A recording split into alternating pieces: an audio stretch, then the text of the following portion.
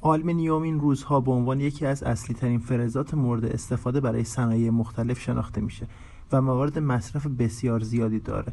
راهکارهای مختلف و بسیاری برای تولید آلومینیوم و استفاده از اون وجود داره که یکی از بهترین هاش تولید آلومینیوم از ضایعات هستش که باعث صرفه‌جویی در مصرف انرژی و وقت میشه. شما واسه این کار نیاز به یه بازاریابی اولیه دارید. به طور مثال باید با اغذیه فروشی ها و رستوران ها یه قرارداد ببندید تا قوطی هایی که استفاده شده هستن رو واسه شما نگه دارن و شما توی زمان خاص برید و اونا رو جمع آوری کنید و با یه دستگاه ساده اونا رو پرس کنید و بفروشید. حالا اگه کارتون اوکی شد و رو روال افتاد، میتونید یه کوره خونگی هم تهیه کنید و قوطی ها رو ذوب کنید و شمش بسازید و بفروشید که خیلی بیشتر و بهتر سود داره.